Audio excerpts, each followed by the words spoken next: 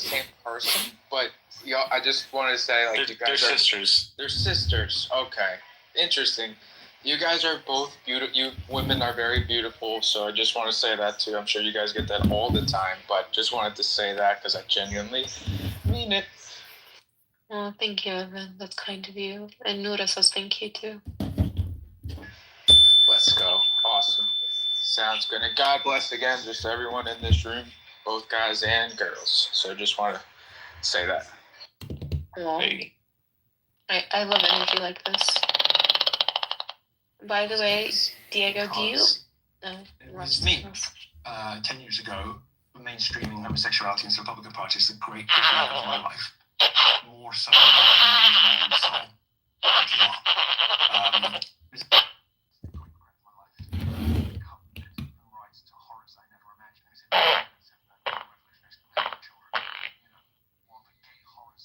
Gay horrors? This man has pillaged booty holes. Why would you waste your time even listening to him?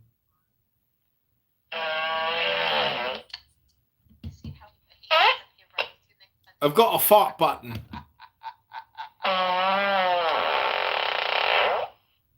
you laughing at what he said? People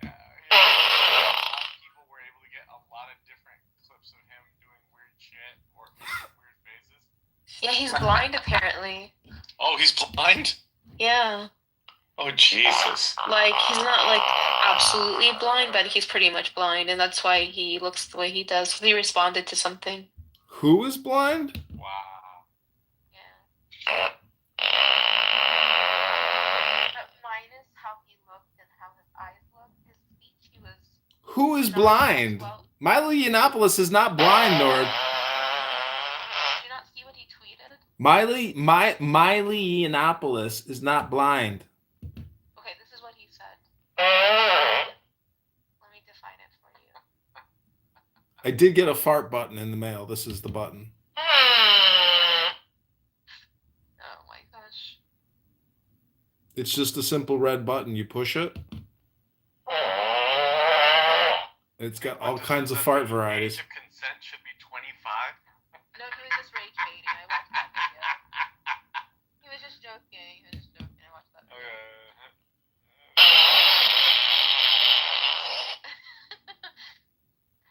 The fart button works in all situations.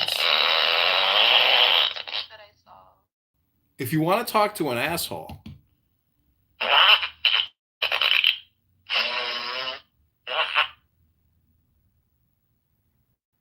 so what's the point of today's show?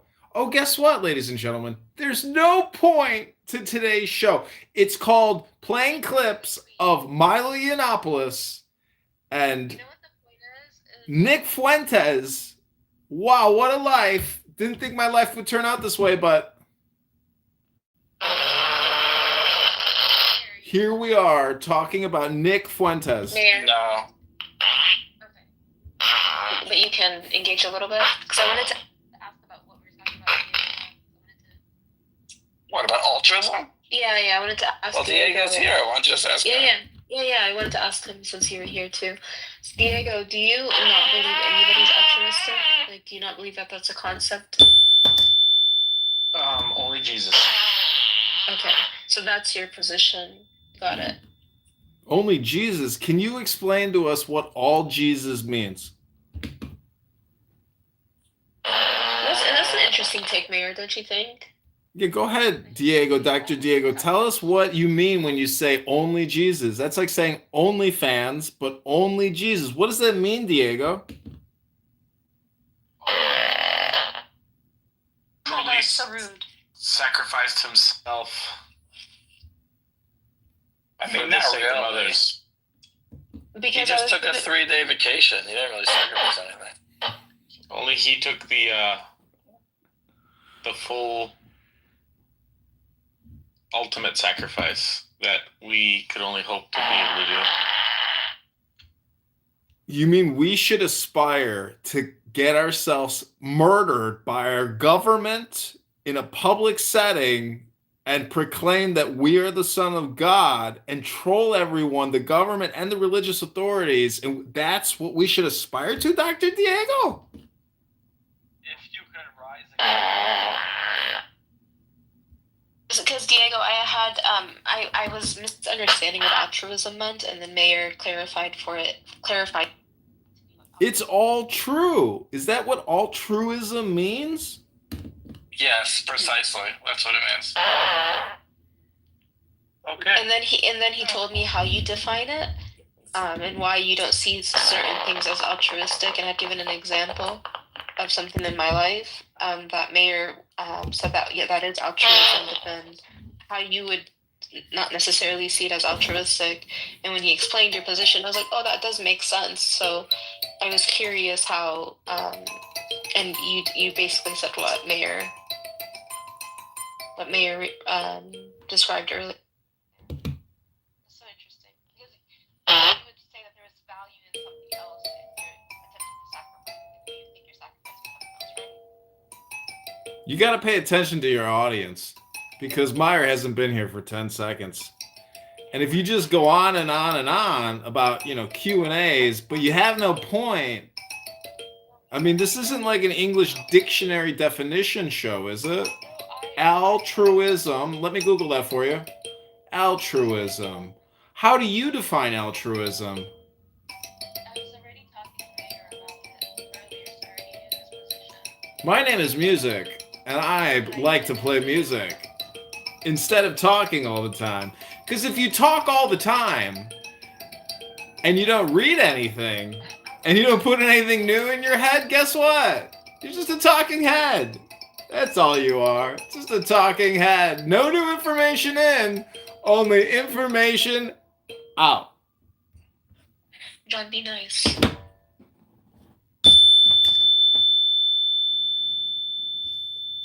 Be kind.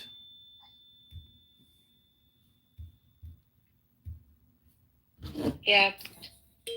Be like Diego. You mean suffer from brain rot?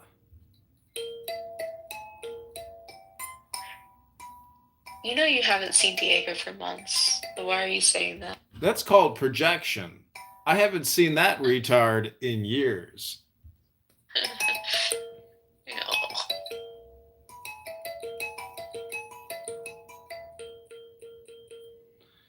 I mean, what kind of a guy drives around San Diego in an old used piece of shit with dandruff all over his shoulders? Diego doesn't have dandruff. Listen, I am a bald man who has used Propecia and Rogaine for many years. And all I can say is this guy's hair is going to fall out the moment he stops using his Propecia and his Rogaine. And dandruff is an unfortunate side effect from Rogaine, a.k.a. minoxidil. You think they use Rogan?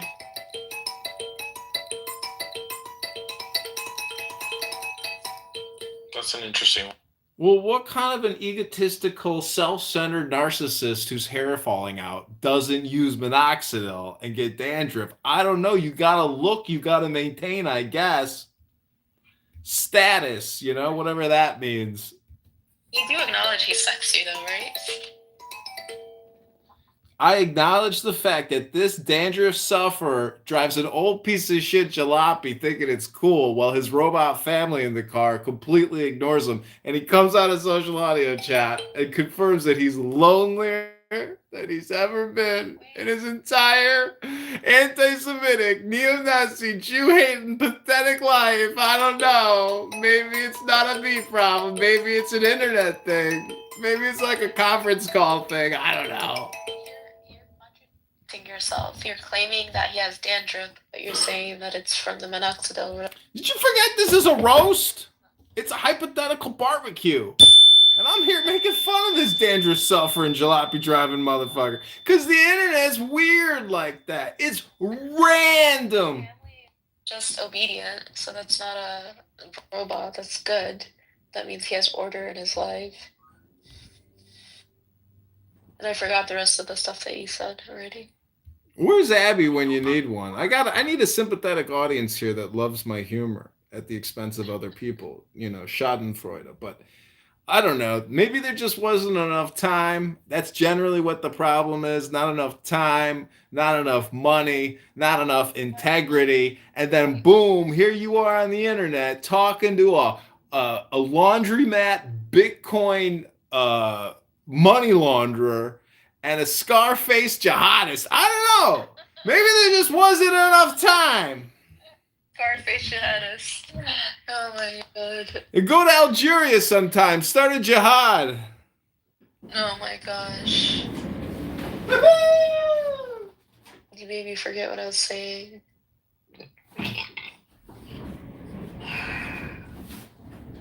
Don't knock John, because John has he has order in his life. I mean, he gets up every day. He turns on all the phones. It's like a clock. Nice. That's right. I'm repeating a pattern every day, capturing all kinds of schmucks, including myself. And I've progressed to a higher level of consciousness and intelligence. And people are jealous, actually jealous of the fact that I can wake up every day and click a couple buttons and exist and have no stress, no sorrow, no depression, no pain, no anxiety. All discomfort soothed. And everyone here is a shareholder in the universal corporate stock of music.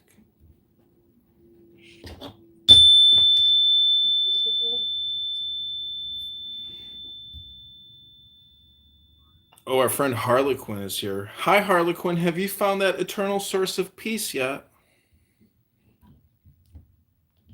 Yes. You guys know that John cultivating, collecting, all these different rooms, like he pipes them in. He actually stole that from me because we had an idea to create like a Clubhouse docu-series, but he just like abandoned me and continued on the project because he's a hack. Abandoned you and I'm a hack? Well, that's all projection. Welcome to my show. I hate to tell you, Harlequin, that I've only conversed with you a couple times, and for you to come on here and make that outrageous claim is exactly what I'm looking for. So thank you very little.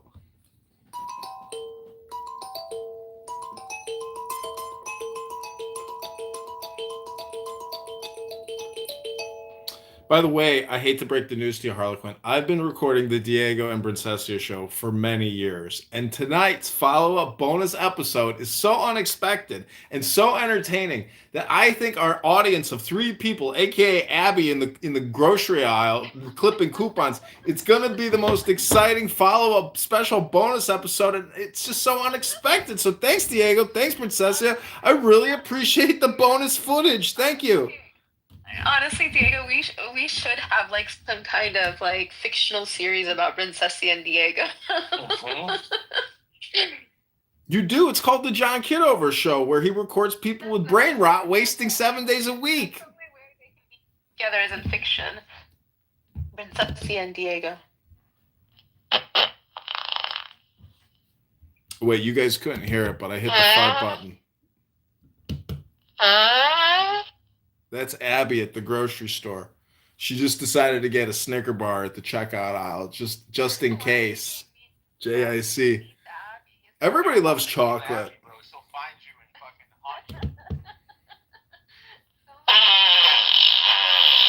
Oh, Abby's finishing up her PhD. She just submitted her final thesis. Good for her. How's your PhD working out for you? Where are you working at these days?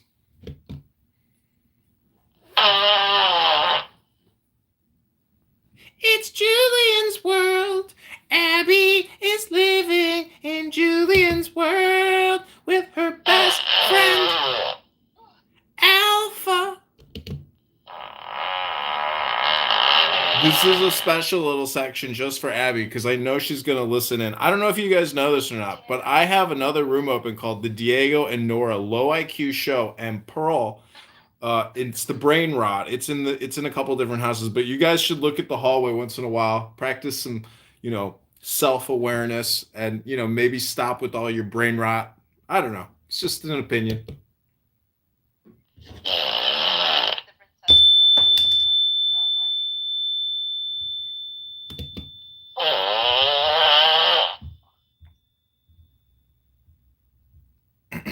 See, I don't know if you guys know this, but I have a comedy show, and McZad is in the audience right now. He has recommended one of the worst movies ever called Dinner with Andre. This little 15-minute YouTube recording to me is funnier and better than the entire Dinner with Andre movie, which sucked, by the way.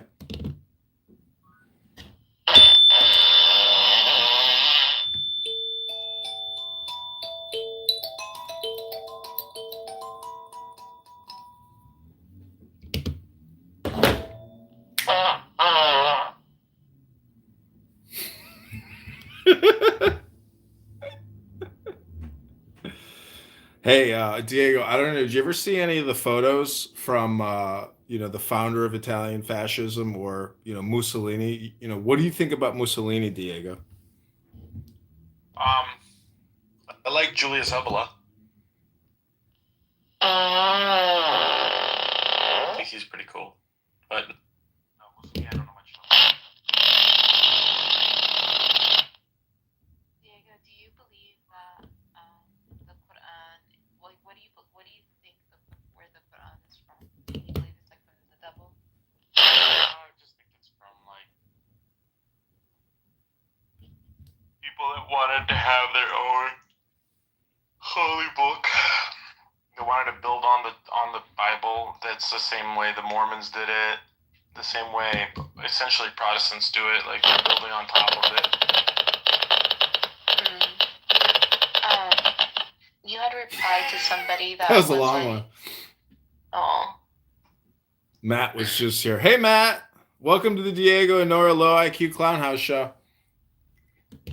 I mean, I might be low IQ, but Diego is.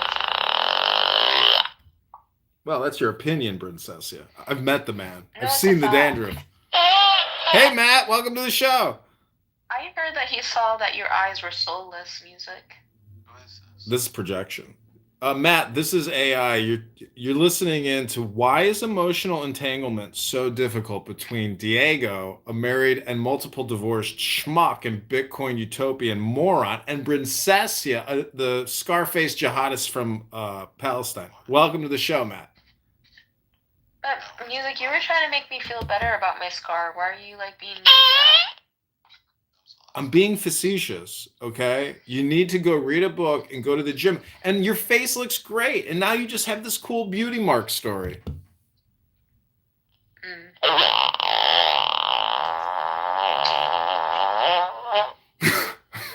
Some of the sound effects are longer than the others. What am I listening to? This is a fart button. It's the coolest AI add-on to your Clown House experience. Don, welcome to the show. Hi, Don. Hello, white people. Hello. Wait, where's John? I don't know. John, are you being called white? Say that again. Wait, let me go look in the mirror and take a photo of my skin and tell you what color I see on the color index. I don't have the dark setting on my phone, but right now the background is white. Let me hold up my hand to the white background on my phone. Oh my God, my skin is a lot darker than the white background. Diego, he doesn't identify as Jewish. Music doesn't. Ish. Anybody's Jewish here?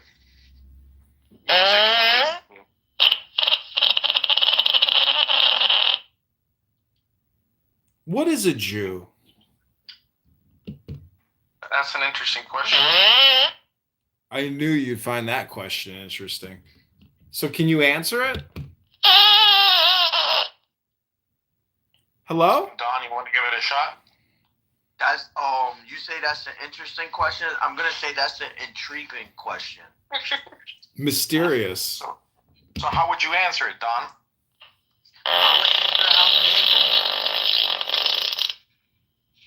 Listen, do you actually eat Cocoa Puffs? And are they better than chocolate Rice Krispie cereal? I don't eat Cocoa Cocoa Pebbles. Puffs. Cocoa Pebbles, I mean. Have you ever had a kosher bowl of Cocoa? Mixed, can we get a kosher ruling here? Is Cocoa Puffs kosher, or is Cocoa Pebbles more kosher with 2% milk? I eat steak, eggs, and avocado. It's a lot of gas right there.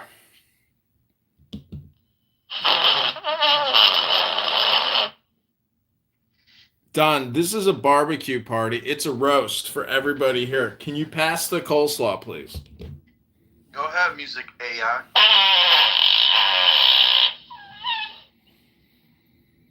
All right, everybody, I just want to encourage you to take the deepest breath of the day. This has been your Diego and Nora roast meditation. Diego. Bandura, the 9/11 elevator shaft jihadist terrorist with the Scarface. Scarface Al Capone.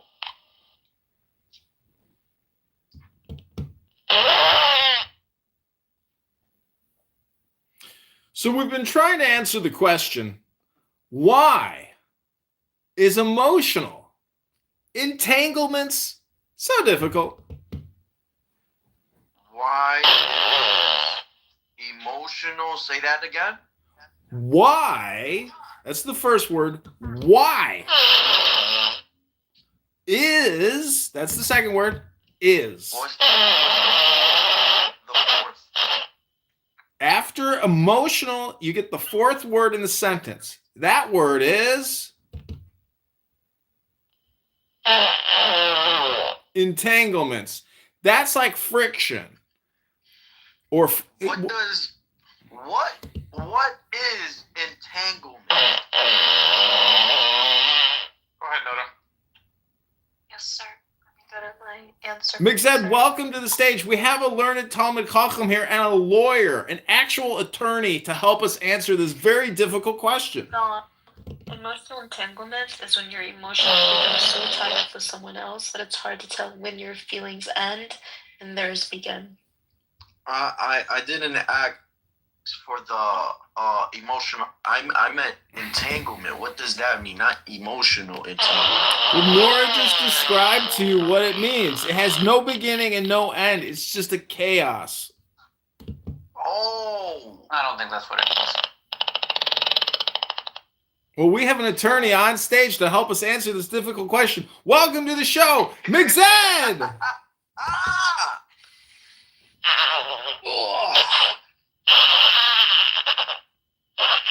You didn't come up earlier, Mixed. Were you, I guess, busy? This is probably Yeah, I the was away funniest from show my ever. phone. Oh, okay. Entanglement. Yeah. Do you remember when Jada Pinkett Smith talked about sleeping with that dude? Cheating on Will Vaguely. Smith? Yeah, she called it an entanglement. Did she? Yeah. Yeah. Wait, who are these people? This is the All the greatest black. button ever. They're black. That's it. They are. I thought they was white people. No, they're black. Will Smith is a black actor and You singer. know Will Smith was white? Who's that man? I think Dawn is black. I thought you said that you recognized the name Will Smith and recognized it as a white man. I thought we was talking about Will Smith, the white man. That's Yeah, I don't know who that is. Who's No, that white? that's John Smith. Oh, he's a scientist. Oh yeah, what science does he do? He's like a scientist. He used to be on Bill Nye the Science Guy on the television show, and I totally remember because there you go. Why did Mixed leave? He was like, Because that's what he does. He's either not present and just lurking because his phone is there, or he comes on and he leaves right away. That's what he does. oh. It's called an Irish goodbye. Now, I have a question for the room. Why would two Jewish parents who raised an attorney call their Jewish son the name of an angel, aka Michael? Great question. Why Jewish people look white? Because there's this concept that they do called Semitic bride gathering, where they basically every few decades, like they have a few of them have to like breed with the host race, so that they don't basically like die out. They go back to the host race. They go back to the host race to protect their genetic group herd. Wow, what a fucking genius, Diego. How am I not supposed to be in love with you when you say stuff like that? That was the smartest thing I've ever heard. The Jews go back to the host race to collect the genetic material for self-preservation of the herd. When I was watching House, Simon, I don't know if you can hear me, but there was an episode when one of the Jewish doctors is like, my ancestors, we just run away. This is called the fart show. So this is what Jewish derangement syndrome feels like, ladies and gentlemen. If the plumbing in your house breaks, if your battery in your car dies, if your cell phone stops working, it's definitely because of the...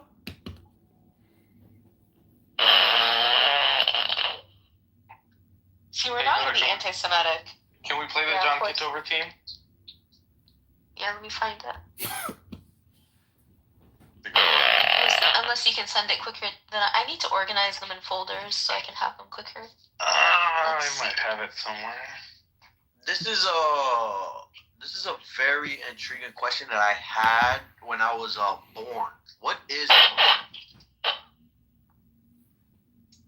Followers of Muhammad, their Lord and Savior. Basically, every sentence, you can push the button in this room. No, that's not it. That's not it.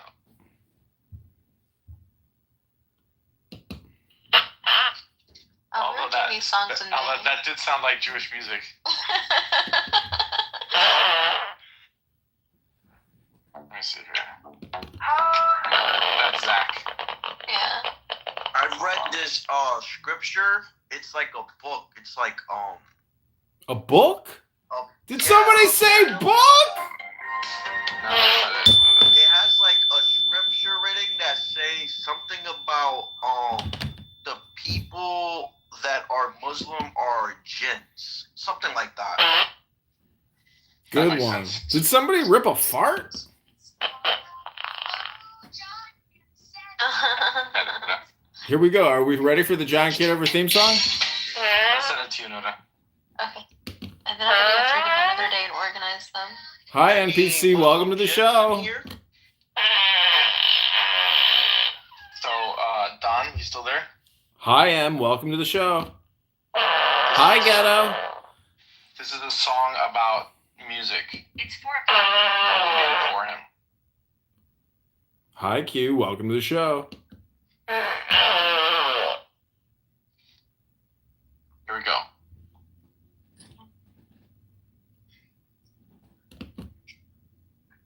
I'm glad Simon is back because I really want to talk about the Trinity and altruism.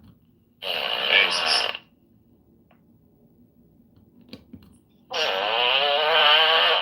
And a two, and a 1, 2, 3. Did you get it or not? No. Oh, you did send it to me. Sorry. John Kitover. Sesame Street song. Yeah. Oh, John Kitover, he's the clubhouse king. Consistent as the bell he loves to ring. With a black cube shining on his forehead bright. He's live on YouTube every day and night. John's got a recorder, he's taping you and me. Whether we know it or not, it's all on his brain. All communications, hypnosis, he'll say with a grin. Then quote Marcus Aurelius as the wisdom kicks in. Oh, John Kitover, he's the clubhouse king. Consistent as the bell he loves to ring.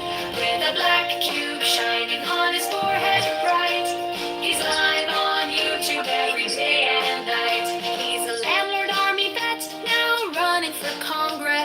is not a speck of dust. Out of place, I confess. He met Diego at a gas station, called his car a jalopy. Said, fix it, dandruff buddy, your style's kinda sloppy. Yoga's his jam, he's stretching in the sun, sunning his, well, let's just say he's having fun.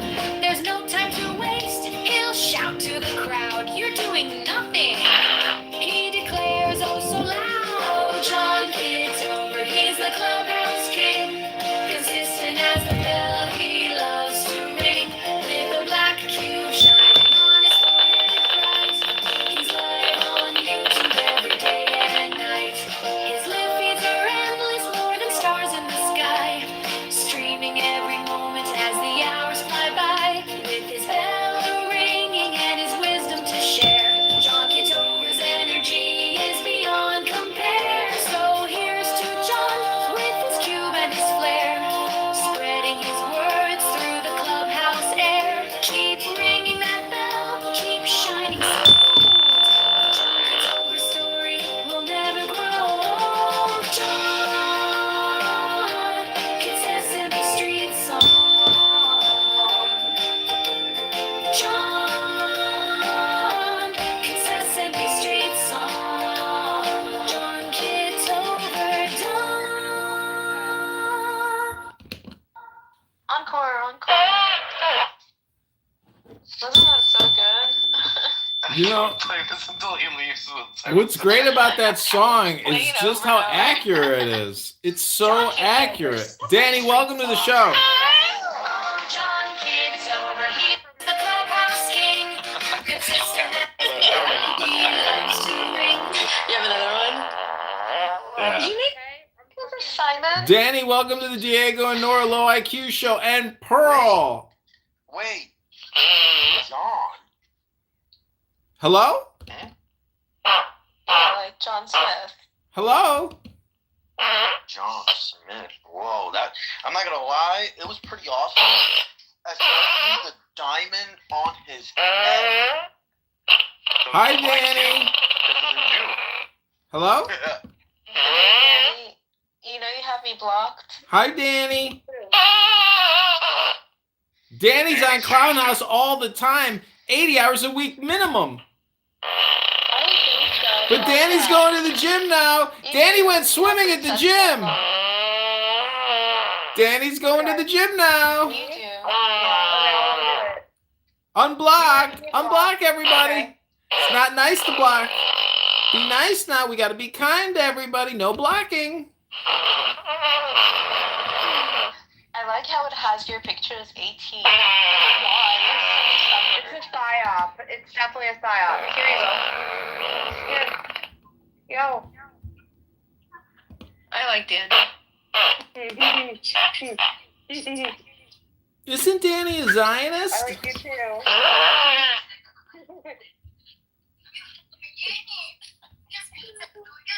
Diego, are you up to debate Simon? Simon! Whatever, like he wants to say that Islam makes more sense. Like that's his original position that he can hold. That's not true, Diego. I'm presenting an objective perspective. That's not his voice.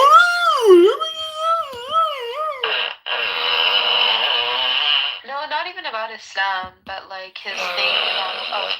Simon, are you even here? Oh, Simon's here.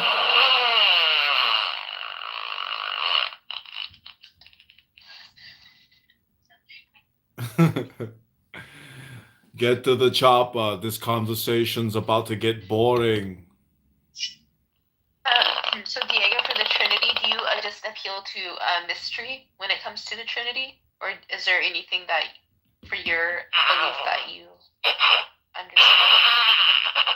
No, whatever. I think the point is that he doesn't understand The three persons, one Godhead thing. Right?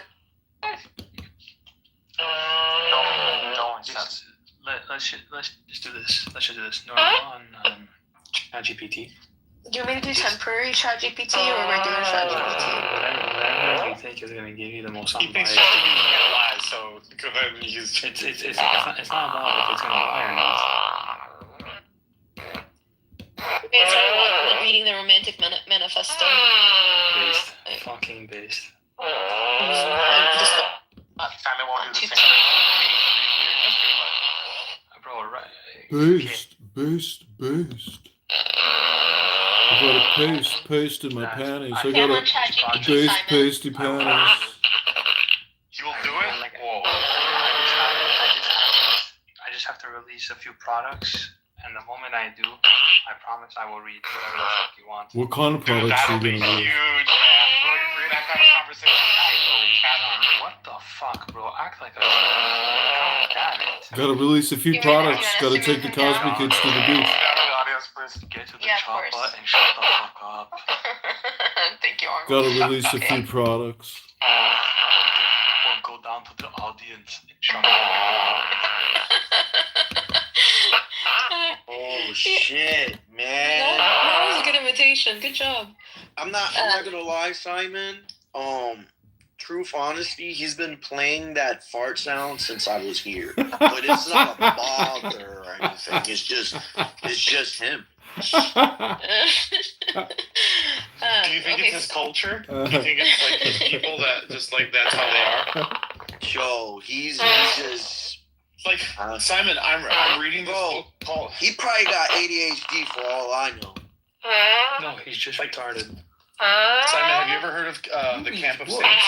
The Camp of Saints. No. This one. What is it called? It's called the Camp of the Saints.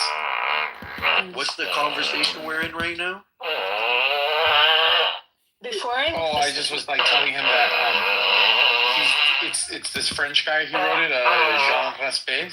Mm-hmm. And he talks about basically how different Indian people are. Oh no, shit! You're not talking about that song, right? My child just put her fucking hands in the fucking toilet. Oh no. As I was about to talk about how Indians love to eat shit. Diego, your kid's sounding pretty Indian.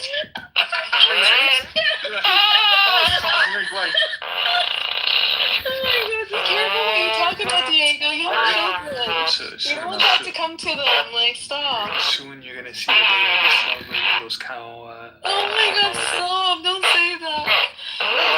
Indians. Hey, Isa, welcome to my room. No, I am recording Diego and Princessia. Yeah, play those And Simon the loser. They do a lot of things with it. Hold on. I know you think Simon is so sweet, so cool, so fun, but I don't like. Well, I guess I like everybody, but Indians and Muslims. my show isn't funny unless I'm making fun of people. Imagine, like, that's how you indoctrinate an entire, like, population to say, like, hey, listen, like, it's okay. I have that a we new live prop in on the shit. show. It's called a We fart just have button. to play with it. You to push make it, better. and it farts. Right. It's insane. But you ever heard the terminology that I am the shit?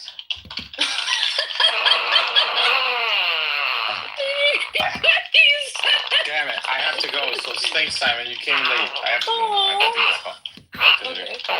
Okay, bye. I really wanted to go through the chat GPT thing, and I wanted to hear his passage, but I want to do a Diego present. No, just do it. You can read it after.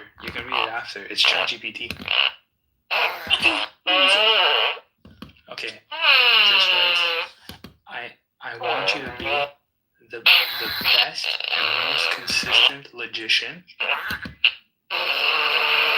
Okay. Son, don't read something else. I'm giving you time to write it, unless you like. I already finished. Okay. I want you type to like be very fast. okay. Next. So you want me to send it or write something down? No. I want you to hold on. So I want you to be the best and most consistent logician. Okay. Does the concept of the Trinity violate the law of identity? Only use Aristotelian logic. And how to spell Aristotelian? Let me see. Aristotelian. And it's not chains? And It doesn't matter if there's a different Isnad chains, right? If So I why tell wouldn't you you, just use let the me same tell you why. person? Let me tell you why. It doesn't matter. If I say Muslim, right? Muslim Salam said that Gan said X, and then I say Rashad said that Gan said X, right? So, but I speak to two different people about it. Me giving a different name for myself or someone else referring to me by a different name isn't adding me in different chains where I don't belong. I think what you're trying to say is that there's a chain and it mentions three names, but they're all the same person. That's what you're trying to say. No, actually, I'm talking about the same person being consistently in different chains, but as different people, showing that the chain has a consistency, showing that specific people are consistently, through this period, because some of the time periods don't even match up. That's another thing. Actually, that's interesting because that would be evidence of independent chains. Because, for example, let's say, right, that in the chain is Hussein, right? Hussein, the son of Ali, right? So, and also some other companion is another chain, right? So when the other companion mentions Hussein, he will say Hussein said that his father said, right?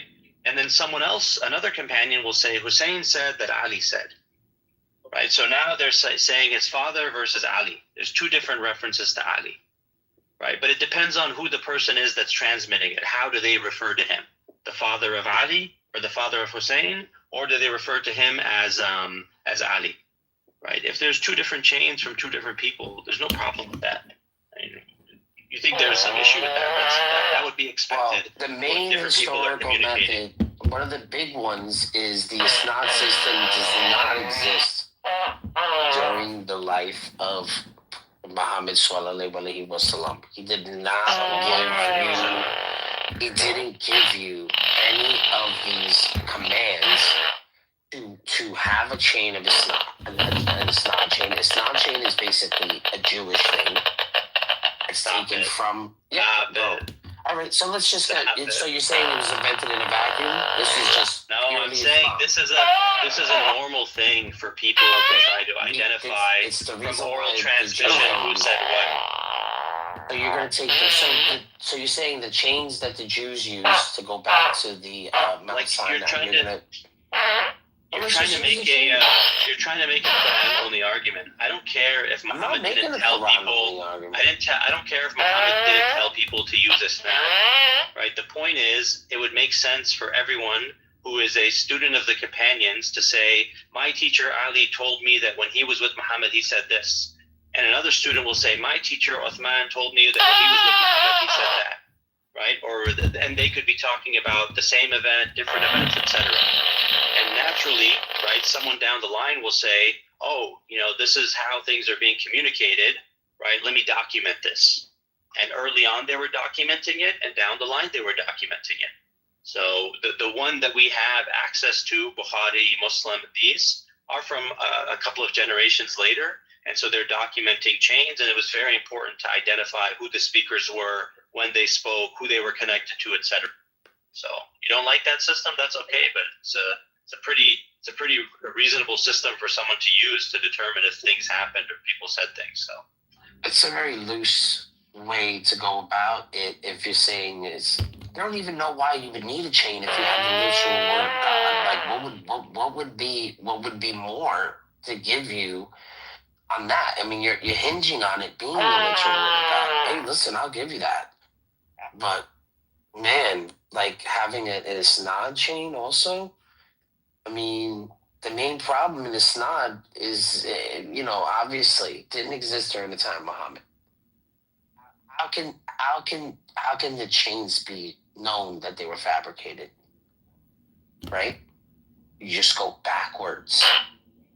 Yeah, why do you think it's not a good system, Barth? Why do you think it's not a good system when modern journalism uses it extensively, modern historians use it extensively, modern legal systems use it extensively? It's such a bad system. Why are they employing it? Have you ever seen a chain of custody for evidence for a case, like a criminal case? Right? They literally have to write. The libraries use it, right? You got to write who checked out what and how it's transmitted to what. Most, human systems that need to document access to something use a system like this. You have to know who is the one that has access to something. And so in critical spaces like the legal system, critical spaces like journalism, you need to employ a system of who's who. Right? Are they someone I should take information from? So as the academic azimuth systems is use it. circulating, right, we're using new transmitters added to early authorities, right, to the chain. Eventually, they get pushed back to Sahabi.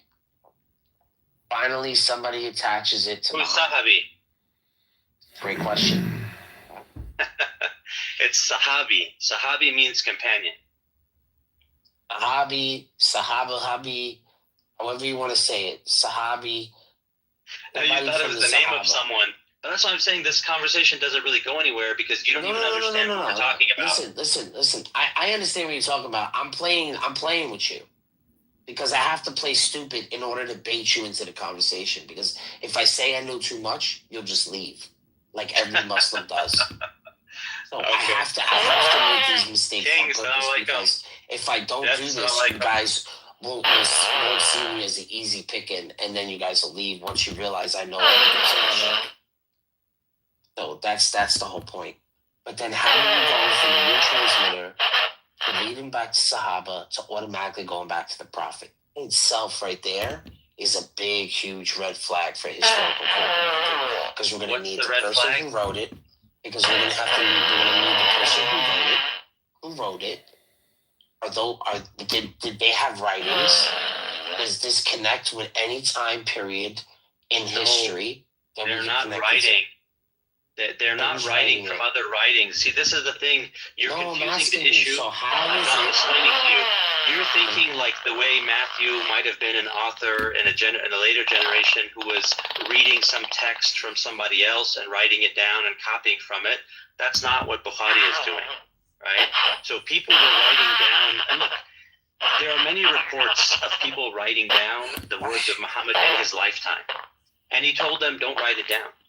Right? He told the people only write down, his scribes were only writing down the Quran that he was revealing. But there were still many people who cited, things that he said. So from a very early period, there was this attempt to write down and document what was happening and what was being said. Right? Some people had the skills, some people had the resources. And so each generation, right, the first generation of companions, you have several people that spent time teaching about Muhammad. They didn't spend time writing books about Muhammad because nobody has access to material like that, right? It's a later development where Muslims get more access to material. So the writing itself becomes more prevalent. But the key is, in the process of teaching, you have to know if your teacher is reliable or not. Right? You have to know if this person is someone that you should sit and learn with. Yeah, that's but not something nobody's that going can to be use hidden. that historically. No one's going to look at that as being a reason for looking at this as a credible source. No one talks like that when you're looking at history. No one says, "Oh, this person was trustworthy," and all these trustworthy people. Of course they do. What are you talking about? They don't. You do it in your own church. You do it in your own church. Why do you take from the church fathers? We take from church fathers, but they're not actually writing in stuff that happened in history. They're only recording about what they thought about the theology during that time period. Are they trustworthy? Which gives us an insight. Yeah, why do you take from Mark? We took from Mark because he was a contemporary writer at the time. No, because the church tells you that he's a trustworthy source that's communicating from a actual eyewitness who's reliable. So now what happens, right? When we use now, if Mark, somebody said, "I'm going to quote Judas," you'd be like, "No, we can't trust that guy," right? No, if Judas had wrote something and it was legitimate, why wouldn't we take it as using the historical critical method? Why wouldn't we take his writings? Because if someone comes along, I said you as a Catholic. If someone tells you that, hey, I have the teachings of Judas about how to be a Christian, you'd be like, wait a minute, why would I trust Judas? So that's exactly what you would do. But You wouldn't. You're not interested in reading any of the Gnostic works. I share the link all the time, bro. I've read all the Gnostics ones, trying to find a chain in Islam where you guys got these ideas from. I literally looked into them all, and I did this with Zanera. I do give you credit for that, Barth. I give you credit. It is entertaining when you troll. It does make it engaging. I appreciate everything is a troll for you. You can never have a real discussion, I guess, because everyone's always trolling. No, I said I appreciate that, right? This whole idea of I looked for the Gnostics to see the connection to Islam. I think it's entertaining. It makes the conversation interesting. No, I have tried myself to come to understand, right, where these ideas or this thing came from, because with the Christian sources, right? After the destruction of the Second Temple, and I know you're sick of hearing that, but in the first and second centuries, right, we have even Jews themselves codifying, again, because they were exiled, because they were displaced, they weren't allowed to Jews, they weren't doing the temple practices anymore. The Sadducees that made up the majority vote in the Sanhedrin weren't even considered like Jews anymore. They were heretics, straight up heretics. So there was a lot of stuff that changed in Judaism, and a direct heresy of Judaism is Christianity, and it's a response to it. So they didn't believe in the Logos. They wouldn't say the Logos is God. Your Christianity, right? Bart, if you were an honest person and you took a historical critical approach to Christianity, you would say, wait a minute. All of these Christian practices seem to be extensions of paganism, right? Human sacrifice, Son of God, Christmas, these traditions. I mean, it's really rough. It's really rough that you're not going to acknowledge, the church connection to Roman paganism. I mean, honestly. Okay, so the incarnation. Where do you think the incarnation came from? Do you think that's Jewish, or do you think that's pagan? I told you specifically what I thought were pagan practices. Okay. You're gonna address those? Yeah. So let's. Okay, guys. It's human sacrifice. It's human sacrifice a pagan practice? Atonement. No. Read Deuteronomy, I think 22. No, it's in your book. Is human sacrifice a Jewish practice or a pagan practice? Atonement sacrifices, dude, with the lambs and the blood. It even describes basically what we have at the Eucharist and incense. So it's human sacrifice. I don't know if you can hear me, Eric. Yeah, it's I heard human you very sacrifice. well. Is it a pagan practice or a Jewish practice? I heard you very well. So we're not consuming, we're not throwing Jesus every day on the blood altar and saying, oh yeah, we're gonna kill Jesus like the way the Aztecs did. Now Jesus is referred to as the Lamb of God for a reason. Right, but I understand because we are, we're doing this the Muslim way, so we're gonna straw man, make weird correlations to other random stuff, right? But then when we do the same thing, we cry. But okay. Anyway, atonement sacrifices straight from the Old Testament. Reincarnation straight from the Old Testament. The Son of God straight from the Old Testament. What next? What are the other big ones that they like to mention? I posted a book on the top there so you could read rabbis talking about their Mashiach, and I guarantee you, Muslim, when you read some of these on their explanation of Isaiah 9, Daniel 7, Isaiah 53, all of these things, they're all going to apply, and it's going to sound like these Jews are literally reading right out of the New Testament. And you yourself are going to say, because you could use this book, and you could ask them, you say, but wait a minute, I thought you said that you guys wouldn't believe in God becoming man. Right?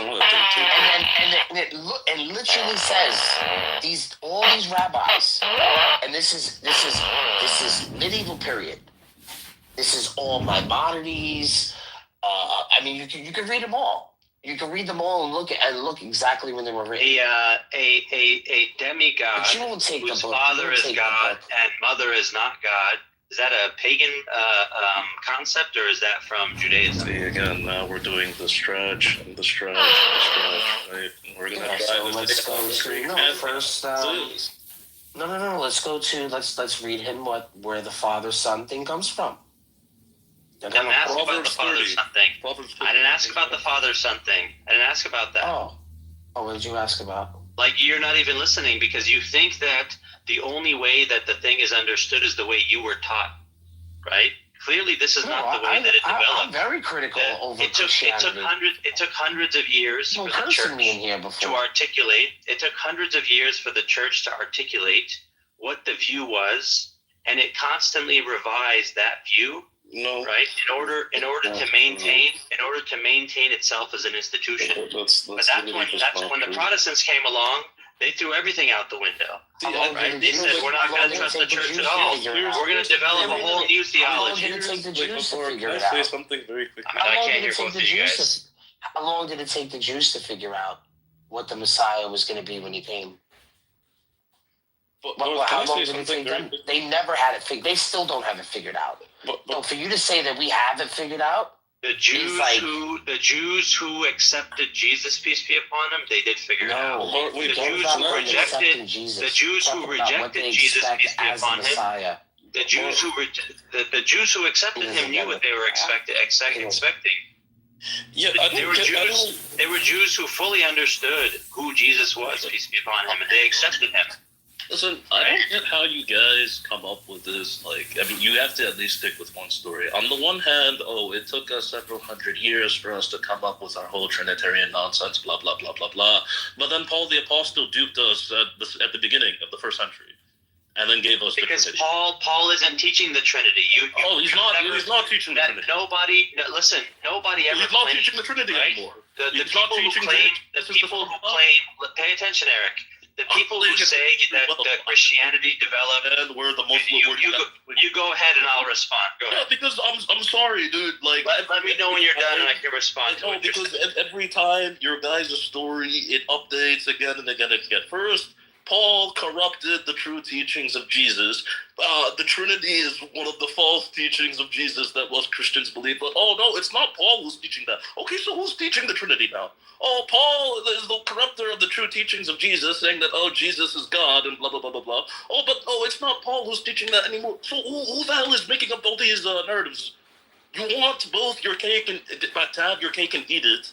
Paul is the chief corrupter of our religion. But your religion, it only got corrupted into its final form 300 years later. Like the inconsistency is not there. Thank you so much. So now let me address the point, Eric, because these are two different cakes. We're going to eat both of them, okay? The development of the doctrine of the Trinity and the development of many other concepts, including what is the text of the New Testament, right? There's some connection to Paul, but it's not Paul who determines what they are. Paul never lays out any clear Trinitarian doctrine. All right. Anybody that's read Paul knows that. However, Paul did other things. But Paul didn't call Jesus God. That led to. I'm almost done. No. Did Paul call Jesus God? Paul said other things. My God, Paul called Jesus God. Paul said other things that led to corruptions, like not having to. I'll answer your questions as soon as I'm done. But you got to let someone speak, and then you can ask a question, and I can answer that also. Okay, I'm just addressing what you said so far. So the other cake is that Paul introduced a lot of other corruptions, or whoever was writing in the name of Paul, because there's clearly multiple authors. They introduced multiple other corruptions, like do you have to practice the law or not?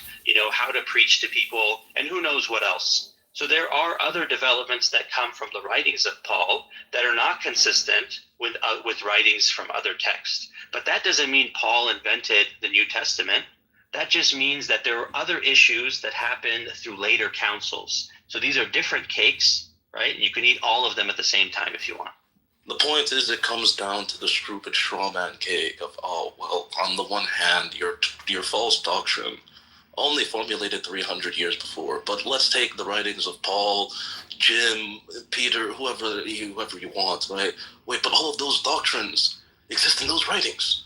So is it that, they're being corrupted in these councils 300 years later, or they're being corrupted right at the beginning?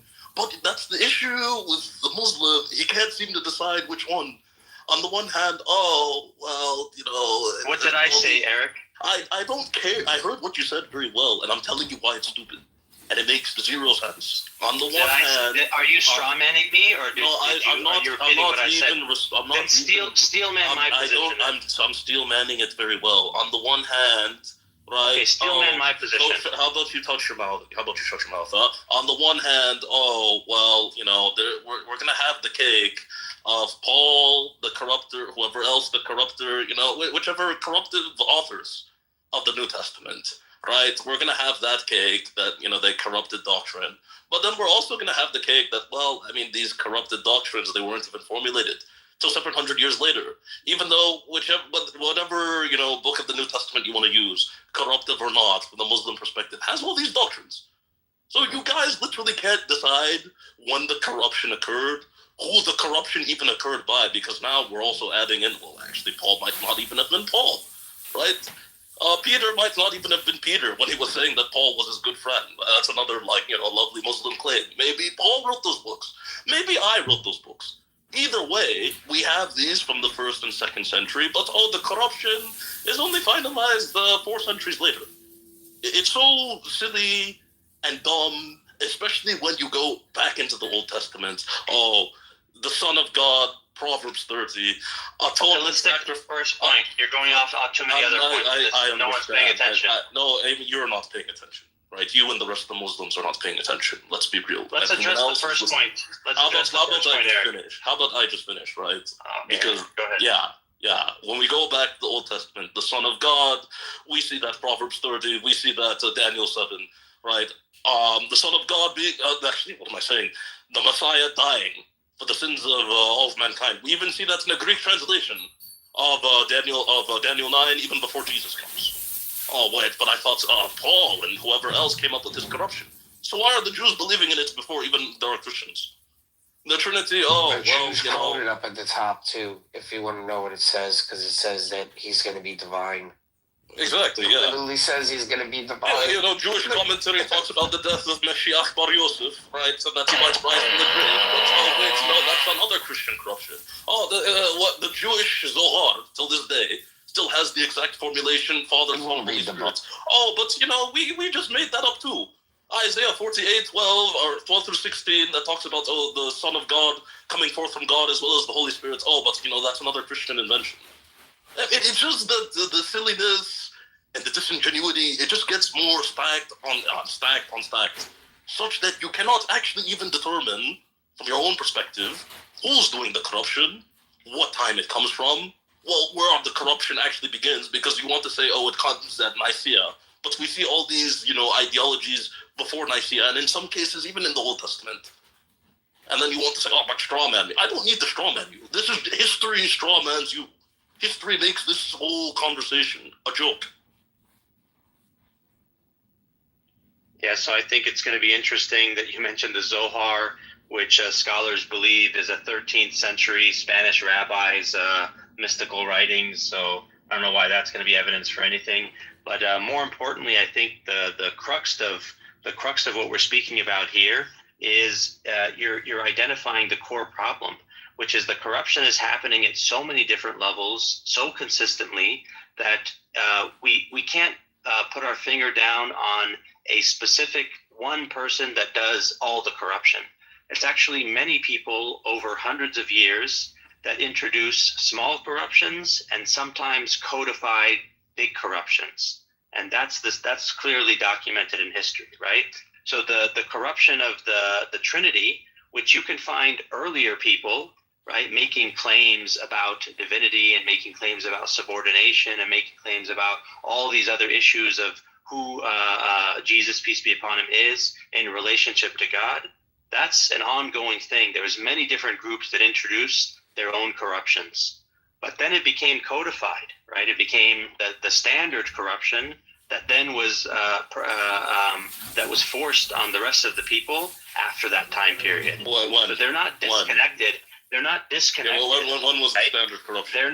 They're not disconnected in any time. Tell me, when was they're interconnected. They're interconnected. When was the interconnection of them? The interconnection of them might leave you confused. But the people that speak about this, I'll go ahead and finish, Eric. Right? I waited for you, muted the entire time. Right? Yeah, so have some decorum. so that you can ask any question you want afterwards. You chose to speak for a long time instead of actually engaging the topic. You didn't want to steel man what I said. You just wanted to keep straw manning what other people say, right? So this is not a Muslim view, right? This is a Christian, a atheist. This is a view from many other groups of people that recognize the same history that you and I and everybody else has access to.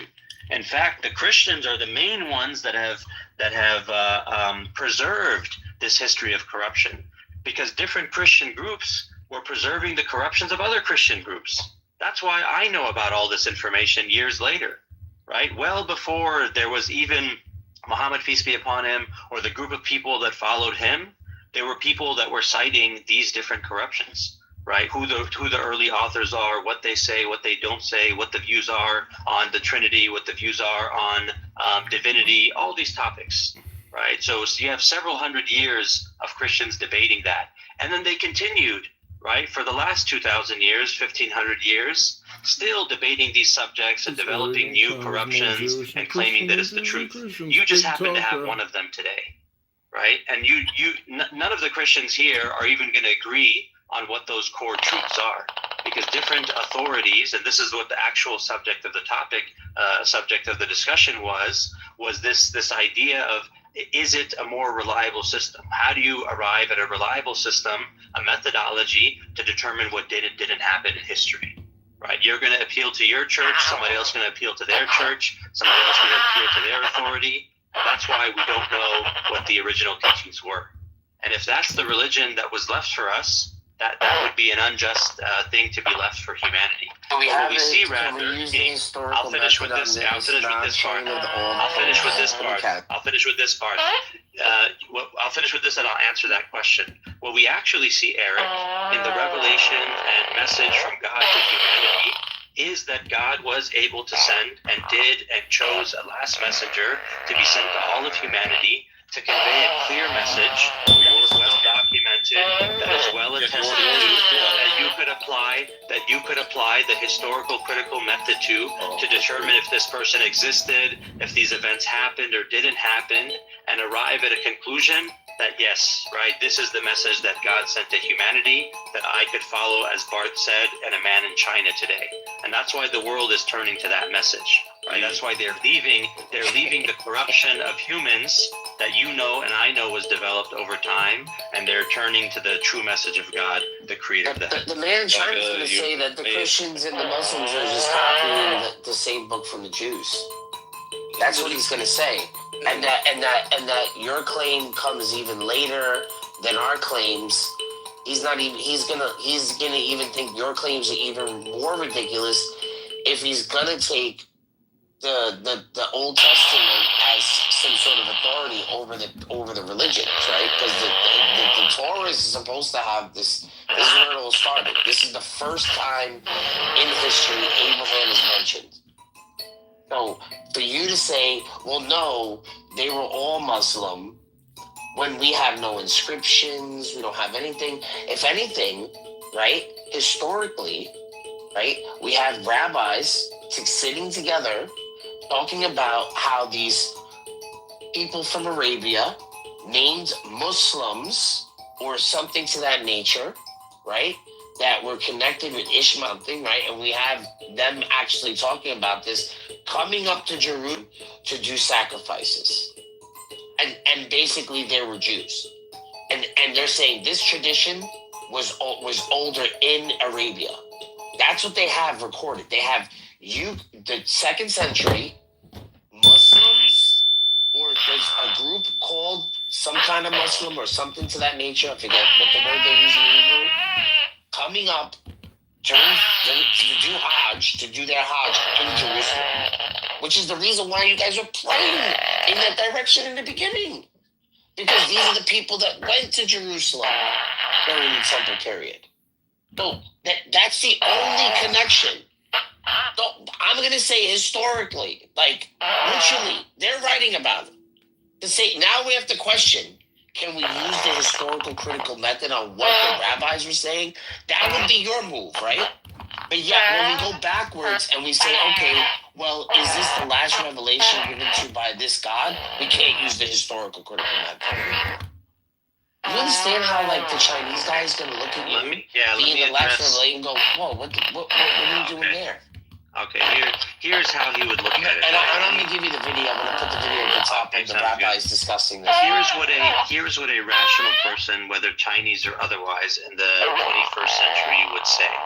Right? They would look at the history and the development and the clear corruption that can be identified, that is identified by the followers of that tradition. Right? The followers of that very tradition are saying, look, did you? Plastic white too. Shiesty, bitch, you ain't shiesty. Shiesty, whatever. Shiesty said, I was trying to fuck her. That lady said you was trying to fuck her. You got mad, and now you want to troll her. I ain't trolled Shiesty in so long, and what the fuck? Bring that bitch back in the room. She said you set the whole plate up to get video killed, bro. Yeah, that's crazy. I believe she really said that shit too. Cause what made? Wait, you believe who said that? Me? What the fuck are you doing? How can I set up? How can I set up that? Number one, I let them argue, folks. Then I never chose no sides and got on the phone with folks. He like, what that is? Remove, do that. I wasn't on my phone. But now,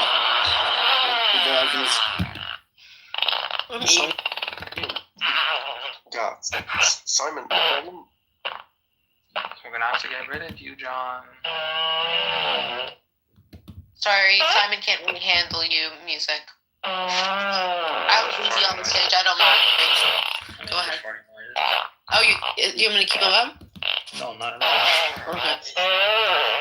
Yeah, the problem with you, Simon, is that sometimes you invent definitions and sometimes you make stuff on behalf of science. You actually go against science and you present it as science. Just like now you said, for example, that the universe is eternal. Yeah. Let me give you a clear example. We're going to check you out in just a moment using AI. That's how I'm watching, you fucking weirdo. You just, I just knew you was gonna follow up with some weird shit like about. Hey, we got some. Now you're blind. Okay, well, I actually sent you something nice, you jerk. Janine, shut up. That's confusing, bitch. Oh. Right now, where the level of revelation, as Mama Dottie would say, the waters of Mem. So people are like, what is that? It's like we're increasing exponentially to where we're going to start stepping into the powers of the age to taste. And that the power of the age to come is the kingdom reign. But then yet we are given the ability. And it says, for those that have tasted. Where you can boom, boom, boom, and then now, instead of 2 months. Tell her this. I'm sorry. Need this spit, baby. Hey, G. Say this, right? Hey, G. Hey, brother, when y'all get married, let me give you a secret. You know how the women they get in.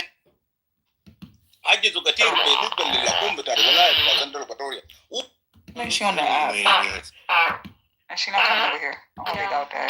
You going on without it. You can go on motherfucker. Alright, then, watch your back. Music, who the hell is that?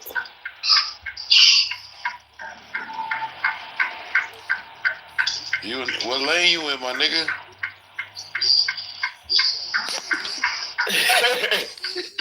Whatever.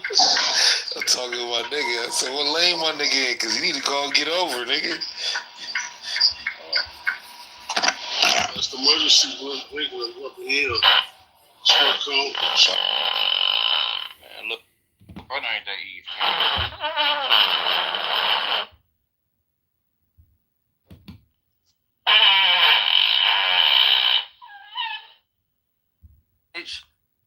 That like.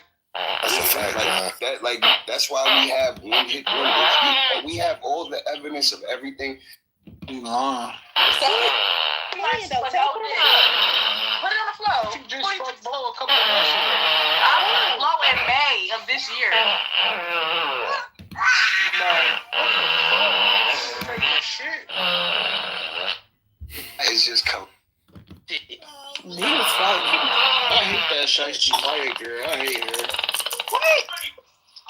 Give me a. And the fact that he's trying to center her on this weird shit is annoying. We trying to move the conversation along. That Like, number who is one, this but nigga, number bro? two, Does he even go here? who's also to say that my hair isn't.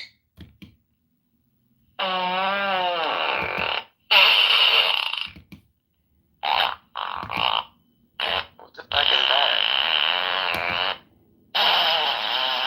Is that a troll in here?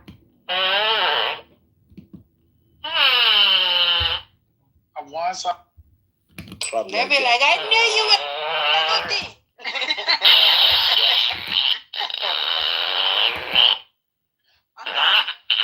Mengakan.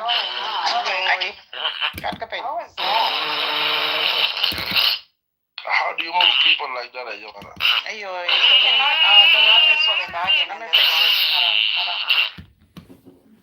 It's not the title of this article. Funny.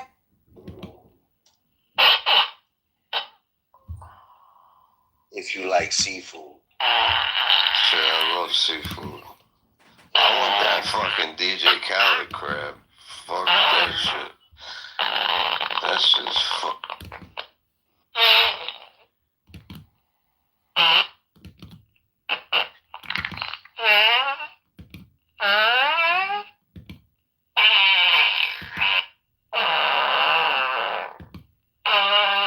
Oh, hey, it's Necro, one of my donors to my political campaign. Hi, Necro.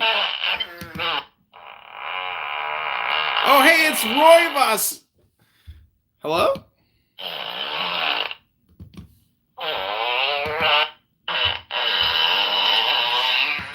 Y'all got no black. Yeah, what? Yeah, I'm not hear that right now. So, come on.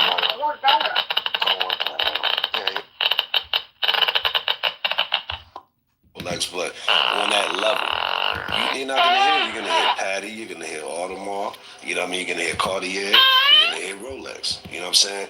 You're not gonna hear Ulysses Norton. You know what I'm saying? You're not gonna hear that. You know what I'm saying? You're not gonna hear Pagani. They're not gonna say nothing about that. You know what I'm saying? But at the end of the day, it's because everybody does the same thing. Same thing with the whip, bro. A fucking Cherokee Jeep. Kratos, you remember when they was out back in the day? Them shits wasn't shit. Like that big A? I got 10. What does that have to do with anything? Alright, he has to go. Yeah, that shit don't got nothing to do with anything. Haley Bailey look like Avatar. Listen to this, y'all. You don't even know what really feminism is, and they don't go by the Oxford Dictionary. They go by the things they see on social media. At the Battle of Monmouth, yep, we're kissing Cannon after her husband was wounded. Like put emojis up. There's the bubble right there with comments. Okay. Yeah, I don't like that. Have my money. It's from this. That's not the only reason. First of all, how do you think those people got wealthy, Quinn? They were already wealthy before they owned slaves. What is wrong with you? No, Ron, they got their money. They get their money off of in their crops, Vaughn. No. And the slaves came in. What the fuck is that?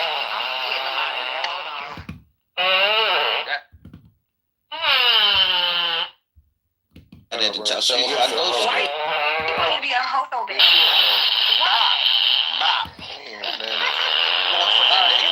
What the fuck making that noise? What the fuck? That's my dog. Stop, bro.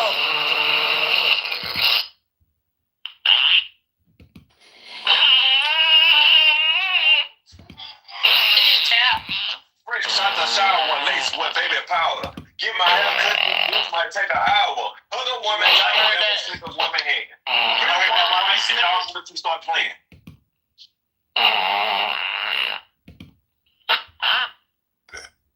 A broke man will make you end up in jail. I do not. If a nigga do not have his own everything, can take care of everything, doesn't have that dogma.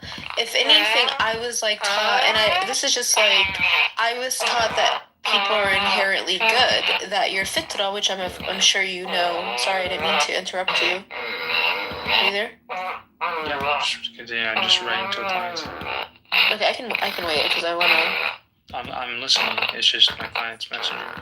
Okay. It's just I have a problem accepting that I'm supposed to see humans, myself. I already see myself so negatively because I'm delusional and crazy. And so, to have that be ingrained in my head even more, it's really? I don't feel like that, it doesn't feel intuitive. I don't want to look at my nieces and nephews and think that this is somebody that is inherently born. So I'm trying to better understand these concepts of what sin is and all these I don't know. Because the Islamic paradigm argues the opposite. It argues that you were born pure, good. I think that's what they argue. So I don't necessarily think Jesus is immoral like you're saying, but I can understand the concept being immoral. Well, yeah, I mean, the concept is immoral, and that's why I'm saying Jesus is the symbol of self-sacrifice.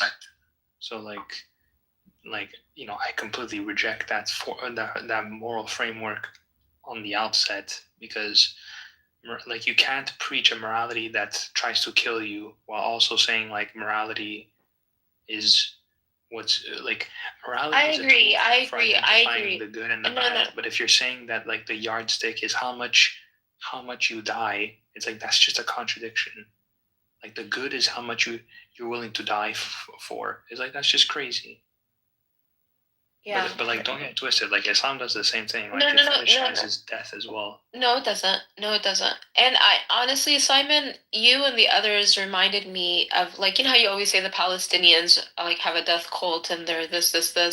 There was a song that was coupled with people getting married, and it's a distinctly Palestinian song. It's all about marriage and happiness and life. And I'm this song itself refutes all of these claims. It's just a song. No, it's a song. It's a song. It's a representation of the culture, which is anti-death. But the culture is irrelevant to what the book preaches. That's why I said I don't want to talk about Muslims. No. Okay, perfect. So when it comes to Muhammad now, okay, so I understand your position about Jesus and why you to a degree, and now you think Muhammad is immoral, and you want to talk about the doctrine, but to talk about Muhammad, you have to go by the hadith, and the hadith, it's how do you know what is reward? What is the ultimate reward in Islam? That's a concept of okay, I'm not saying this to be pedantic, even though I don't really understand what Diego meant when he's saying I was being pedantic, so I don't want to. I'm not trying to avoid your question. I'm just answering in a way where, as well as the realm of gods. I look at Islam from the Sufi eye, and tasawwuf to me is the central heart of Islam. Sincerely, that's what Islam is, what I believe Islam is, and I think we've the Muslim world has lost that, the Islamic world has lost that. So what is the ultimate reward? It's, I don't want to I know you want me to say heaven versus hell, but I actually think that's the lowest reward, that isn't the ultimate reward. Heaven in Islam is the lowest reward? It's a lower reward in my opinion, yeah. From the Sufi position. Jannah is the lowest reward. No, I'm not saying that it's the lowest reward. I'm saying that the one who's truly seeking God and nearness to God, it isn't about heaven for them. It's about union with God. And that's not necessarily in heaven. Dr. Khalid Abul Fadl defines the Sufi in one of his lectures as an impatient lover who wants to be with God in the here and now versus in the hereafter. So I would say the ultimate reward in Islam is being with God in the here and now rather than the hereafter. That's what I would define as the ultimate reward from an Islamic paradigm.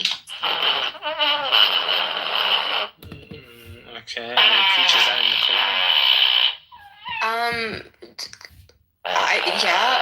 Let me look at how the different ways. Let me look at the Quran. Yeah, because like I'm specifically referring to like in the Quran it does say like the ultimate reward. But Simon, you have to remember. But you have to also keep in mind the thing that you said about Jesus is not from the Bible. It is from doctrine, dogma, and about him being sacrificed. And this is like the stuff that you're saying, like it's dogma that was developed later of like, yeah, it might have some stuff in the Bible, but this is something that they established later about Jesus. So I can also take from established. He said Jesus died for the sake of for the sins of everyone else. Where does it say it in the Bible? If we're just gonna go because I'm not arguing against. I'm not arguing against the Bible or against the Quran. I'm saying that we should also include the dogmas and doctrines within the religions that go outside of the actual literal words in the respective books.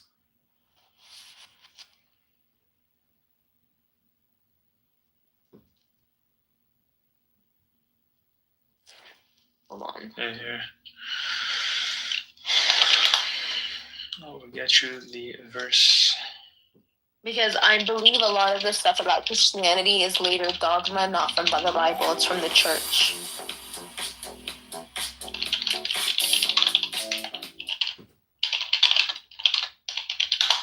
That's what I would define as the ultimate reward from an Islamic paradigm.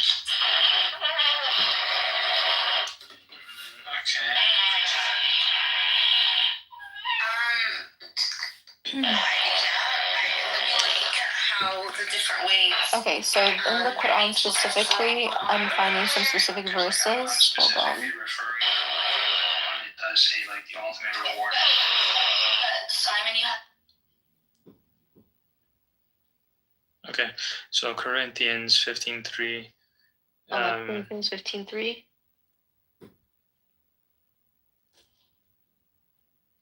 So that's Paul, Corinthians 15:3. Yeah. And it says explicitly that Christ died for our sins in accordance with the scriptures.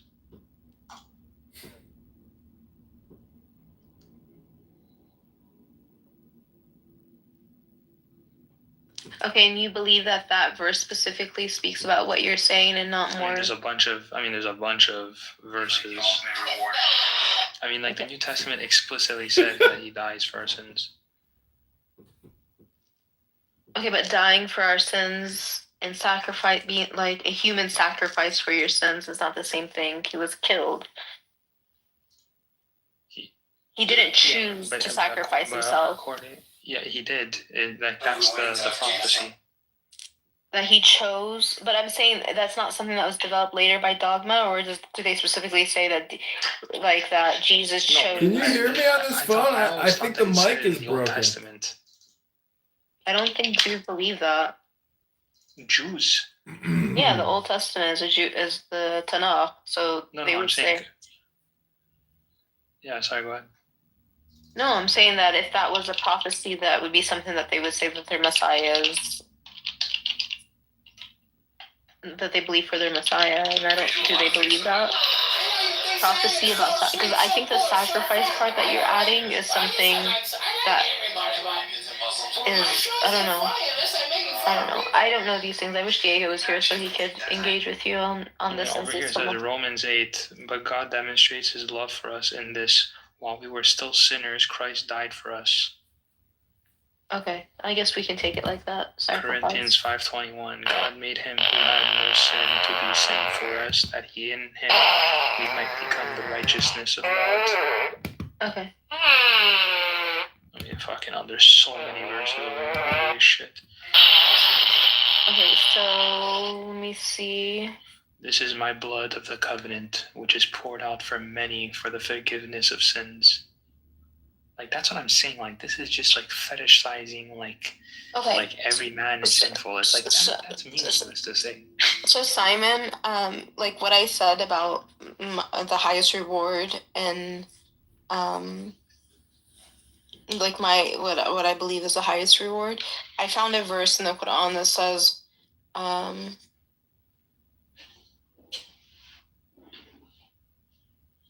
وعد الله المؤمنين والمؤمنات جنات تجري من تحتها الأنهار خالدين فيها ومساكن طيبة في جنات عدن رضي من الله أكبر ذلك هو الفوز العظيم. So in this verse it says God has promised the believers, both men and women, gardens under which rivers flow to stay there forever, and splendid homes in the gardens of eternity, and above all, the pleasure of God. That is truly the ultimate triumph. So, there you go. That's the highest reward, is that. Anyways, how is that an immoral thing? I was messaging a client. What did you say? You had asked me what is the highest reward in Islam, and I said what I said, and then I gave you a verse in the Quran that somewhat corroborates that position. So what's the next reason why Muhammad is immoral? That corroborates what position? Mine? No, that corroborates what I said about the highest reward in Islam is God.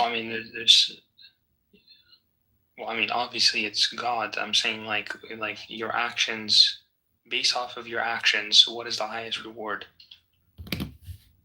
Besides praying to God, obviously, you have to do that 5 times a day. It's not praying to God, it's a connection with God, but the highest reward, it literally says God has, I told you what it is, it's like being in union with God, and here and now. There's several other things that people have to do. Okay, so what, tell me how the thing is immoral from like... It fetishizes death. No. What do you mean? If I said the ultimate reward is connecting with God in the here and now while you're alive, how does that fetishize death?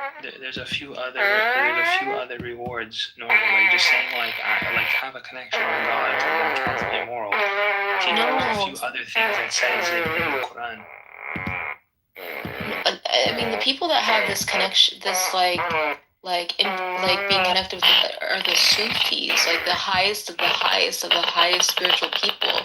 Like, this is not just like an average person that would be connected with God in this way. Well, I mean, okay, but does the Sufi read like a different version of the Quran? No, but they probably repeat the same verse over and over. But I don't understand how you're saying something is immoral. Like, it doesn't make sense. If it goes against your life, it's immoral. Nothing is telling you to go against your life. So why does it praise martyrdom? What does martyrdom mean? You sacrifice your life. No, it doesn't. Like, martyrdom is the English word, and even in church, when I went to church the other day, the priest was talking about this, and I was like, I found it interesting because he said the word and I already knew what it meant, because in Islam, a shaheed, which I'm sure you know what that word, because you've heard it, a shaheed is a witness. Besides praying to God, obviously. So even from the etymological perspective of shaheed, it is not somebody who sacrifices themselves. It's somebody that witnesses something, an injustice, and whatever it is that they witness. They don't go and kill themselves like that. Like Christianity is forbidden to do that. Do you know a woman that dies in birth? I'm talking about in Islam, martyrdom is celebrated. No. What you're saying martyrdom in a way that is not accurate to what martyrdom actually means. You're just assuming martyrdom means sacrificing yourself for no. Shaheed does not mean somebody who goes and sacrifices themselves. A shaheed is somebody who witnesses like an injustice and it goes against it, or witnesses a hardship and goes against it, or witnesses a hardship and is rewarded for it. For example, Simon, do you know that a woman that gives birth and dies in labor is considered a shaheed? Oh, what? Sorry? When a woman, like if you die while giving birth, you are a shaheed in Islam. Okay. She's a shahida in Islam. If you die by drowning, you're considered a shaheed. If you let me actually look them up the exact ones because I learned this when I was a kid. Different reasons you can be a shaheed according to Islam.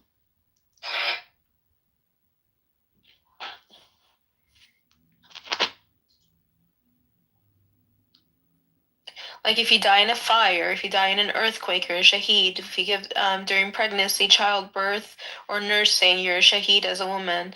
If you're defending your life, your family, or your honor, if you drown, like I said, you're a shaheed. So like the concept of shaheed in Islam is not somebody who just like goes and kills himself, like goes and no, like you're supposed to avoid that. I don't agree with you.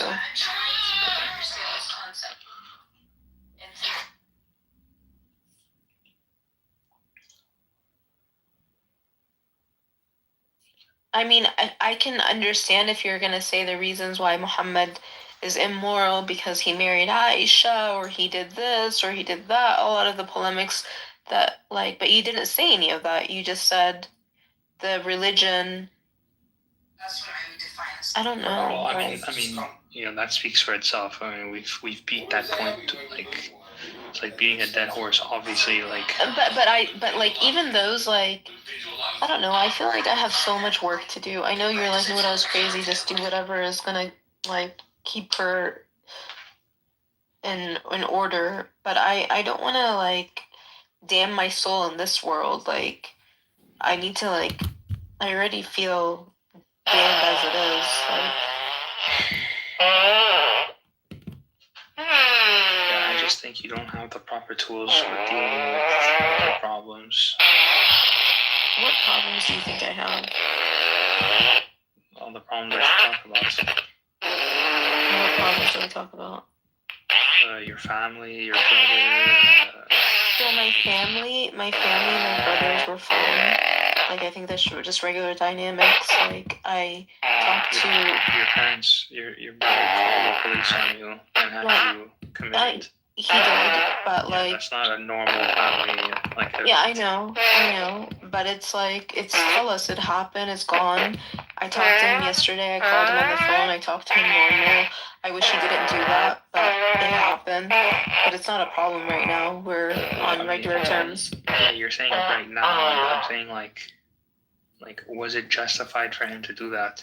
No, it wasn't. But he did it because. But that's what I'm saying. Now you just saying, yeah, but I forgive him. I mean, like that's meaningless. Like the guy lied, had you committed, and now you're justifying it by sanctioning the lies and saying, yeah, it's okay, I forgive him. Like, I mean, Simon, it's not that I forgive him or don't forgive him. It's that, like, my brother, like, as you saw, the house was like a mess. It was being renovated. Yeah, he was probably stressed. No, I'm not justifying it. I'm trying to understand him. So he comes to the house. The Honduran guy's already acting weird. He comes to the house. I had thought that he was gonna. It was kind of like a self-fulfilling prophecy, and I engaged him, and he told the police some stuff that wasn't true at the time from like months ago, and whatever. It like I suffered because of it, but and you know, that's what I'm saying. Like, these are things that, like, in my moral framework, if someone lies and gets me committed, like, that's it. I'm never speaking to that person again, because I never want to be hurt by the people that say that they love me like that. Like, it's like, this is what I'm saying. Like, these are practical examples of like how people will do bad for you and your life, and you're gonna continue to put yourself in positions that these people could potentially still hurt you. Yeah, But how I does think that help you in the long run? I think ultimately, like, okay, all this stuff happened, but like me holding on to it doesn't help me. And now that my face is pretty much disfigured in my eyes, that's my actual problem, is this disfigurement that I feel in my face. That's my problem, because it's messing me up psychologically, like more than I was already messed up Well, then you care psychologically. too much about your looks, then. I mean, you can call me vain, which my good friend Diego likes to sometimes express to me. However, What you call me? God He's my bless you. good friend, but he's just a buddy. No, I love him. But at the same time, like, I don't think like, how is that caring too much about how I look when I? Because if you're having a psychological disposition because of a scar on your face, that makes me. I already felt like I already had issues with my face like, before how does that impede you from living your life? Well, one, I feel self-conscious that I look disfigured. And then you have to ask yourself, why do you feel like? Because I literally can feel this extra skin when I talk, when I chew, when I move. I can feel it. That's just discomfort. Okay, yeah, I have discomfort, and then you're alive. Okay. How does that impede you from living your life? It makes me more cautious on the things that I want to do. For example, I want to go to the gym, but I'm too afraid that if I do too much excess, that I'm going to make my face more disfigured, which is going to cause me to feel self-conscious, because I put like a lot of my... How is lifting weights going to like split your face? No, I just feel like if I run, if I walk, if I go in the cold, because I don't have a car right now, if I go in the cold and go to the gym, all of this stuff is just going to be a negative on my face. And how? Because it's going to get more swollen, it's going to get more irritated, it's going to get like atrophy. I don't know. So it's well, you're saying you don't know. Okay, well, like, I don't know. I'm afraid. And now you're saying I don't know. I don't know. I don't want to take the risk. That's why. Well, you can educate yourself so that you can, like, if you do those things, you can see if it does or doesn't. If it does, then you say, okay, I'm not gonna go to the gym because of. But you just said why?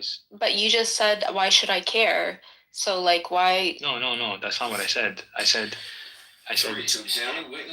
Why do you care in the context of what it does to your, like, what it does to you psychologically? So like, and then you started giving me reasons like. Okay, I feel. Okay. The gym. No, I feel. Listen.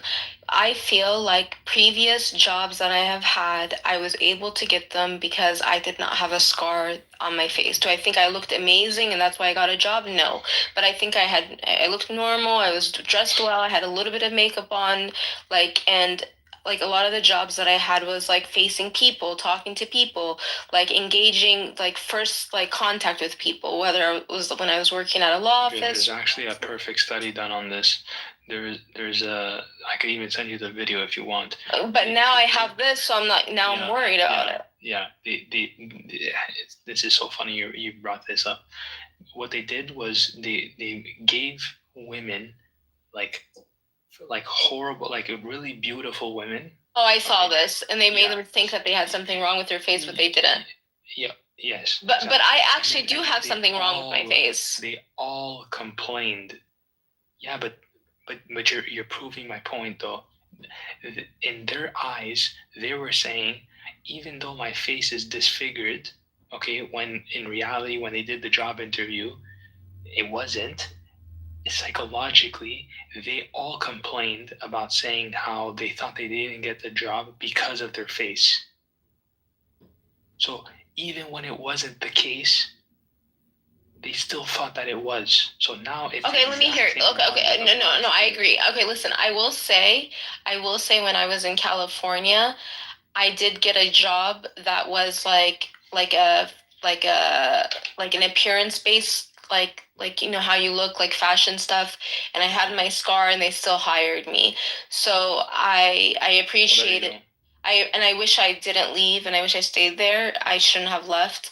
I had more worth in my life there, and like I just came back to like my family that's hurt me. So you're right, and it's just an excuse. And I actually got like, you're right, like even you're right. I need to not fixate on it so much, and I need to not let it affect me psychologically, and I need to accept it. Maybe it's, yeah, I don't know if it's gotten worse since I came back. All I'm saying is, but she did. The manager did ask me to put concealer on it at one point, though, and I didn't because I was like healing, and I don't want to put anything on it. But she did say, just a little concealer. So that was like, whoa! I couldn't believe she said that. That is fucking insane that she said that to me. What the fuck? That's actually crazy. But okay, whatever. Like, it is what it is. Like, all I'm saying is, like, these are real questions that you have to deal with. Like, you have to be able to, like, if something's bothering you, okay, that's an emotion that you can't just, like, avoid. You have to, like, tackle with the emotion and ask yourself, why am I feeling like this? What's going on? Why am I feeling like this? Honestly, Simon. Honestly, Simon, I'm not. I made an appointment with my therapist and a psychiatrist because of how, like, how, what's the word I'm looking for? How distraught I was over my face yesterday. Like, I was completely distraught, not because of how it looked, but because not only do I feel like I look hideous and disfigured, I also sent like a video to a handful of people where I was showing them all the issues of how my face is and they're like, they basically were like, you're still beautiful, which I didn't think before because of accidents. So then it made me realize psychologically I am messed up in my head. The fact that I'm seeing something that other people aren't seeing upsets me more because now I'm like, okay, now they're either gaslighting me or I'm fucking crazy. Well, I mean, it's listen, like, you can it's like, it's okay to feel like this because you didn't have a scar and now you do have a scar, so it's a new thing. But then there's like the reality of like. But I objectively justifying. I thought I was being objective. Like, it's not like I'm fixating on it. Like, you know how you have the front face camera and the other side of the camera on your phone? Okay. So I did the other side of the camera because I think it's like more clear than the front face. Like, the front face I don't think is as powerful. So I flipped the phone and I recorded myself with the other side where I couldn't see myself but had already seen the video. And I analyzed all the reasons about my face why it it just looks so bad before I even got to the scar. Like, things that were issues before my scar and then like things after my scar. And so like I already and so I'm like analyzing and showing all these things. That makes zero sense. Not necessarily. And I am objectively seeing it. Like, in my head, I'm being so objective. Like, I'm like, here's this, you can see this, you can see that. But then somebody else will see it and they don't see it. So then I'm like, I'm fucking crazy if I believe that I'm objectively seeing it, but it's not there. And I used to have this problem years ago. Like, when I was like in my early 20s. What are you seeing and it isn't there? Okay, and they specifically invited her to be there to discuss them. What are you saying that you're seeing that isn't there? So when I flip the camera. And let me just say this. You can say that, and they can say that until you guys are all blue in the face, and the results are. All you gotta do is, I'm not saying it, it's in the clip. I'm just saying, it doesn't matter. Invite her to but people don't, like, the people, I'm just saying, it doesn't matter. The public is not buying it. It does not matter. It comes off as here. Everything about it screams insincerity, and to try to play it off on some semantics is not working, right? So go ahead and run with that strategy. The meaning of the English language. The meaning of the English language is not semantic. You can't just say. Doesn't matter if that isn't how people are seeing it. When you make a statement and people hold you to the definition of the words, you can't just raise up the semantics flags because sometimes people are trying to be. Sometimes people are trying to be precise. When you say the claims by Candace Owens. What does live stream mean per definition of the word, Brick? What does it mean? What does at our studios in Phoenix mean? So then there's two different terms used during the invitation that have two different meanings. One means virtual and one means at the studio. They said that they were having a live stream. They said that they were having a live stream and they invited her to participate in the live stream at our studios in Phoenix. It wasn't an invitation. It was an ultimatum, bro. Like it's just ridiculous. No. It wasn't an ultimatum. It wasn't an ultimatum. They gave her an invitation. They gave her 24 hours. Look, that was Rick, no. They didn't give her 24 hours. Rick, no. You said our studios. They didn't give her 24 hours to respond. They didn't have her. After they gave her 24 hours to respond after they specified the date and time, bro. That you're just making without giving her the direct confirmation or respect. Here's the thing, though, right? Is that no matter like how you try to rationalize it, people aren't buying it. All right, it doesn't matter. It doesn't matter even if you're correct. Okay, even if you're correct. I agree with that. I agree. It doesn't matter if I'm correct because people don't really want correctness. People want salaciousness. Because it comes off as an insincere gesture, the way that it was executed, the way that it was worded, and the way that it was responded to, right? All of it seems insincere on its face. So, they could have... I don't agree. Well, you don't have to, but you'll see how the American people and their base agree, right? Like that's fine. Go ahead and don't agree. Go ahead and stand on that. I expect any Candace supporter person. I expect anybody who self-identifies as a supporter of Candace to have the viewpoint. I am not hold on. I am not a loyal Candace supporter. I appreciate the things that she has brought to the table in regards to the Charlie Kirk assassination, and I have called balls and strikes the entire time, and I was not a Candace watcher or fan or anything before that, right? So for me to have that opinion is based objectively on what I'm observing. I might have a little bias. All right, I've got 4 hands up in this room. I share the same. This is the diligent. As far as scrutiny goes, Denizen. So I admit my bias, but you can co-host see Noxie, reactions of people. Blake, Vintani, Lunai, and I'm screen recording this, FYI. This guy Bricksuit works for Elon Musk, and he's always in Adrian Dittman's rooms. He's a very annoying person. Every show. I'm not basing my opinion on I'm not basing my opinion or what I say eVTOL, on the reaction. bad news on my campaign. So both of my objections were dismissed, and they ruled against me in their objection as a candidate. So, okay. So I'm not saying about you. Yeah. But TPUSA. I wouldn't say I'm out of the race because I can do a write-in candidacy, but I'm pretty sure that the Illinois State Board of Elections is going to strike me from the ballot. But I will have public comment. I filed objections against LaHood and the Democrat candidate, and they rejected my objections and did not do an executive summary audit of their petitions. Only my petitions were audited, which is bullshit.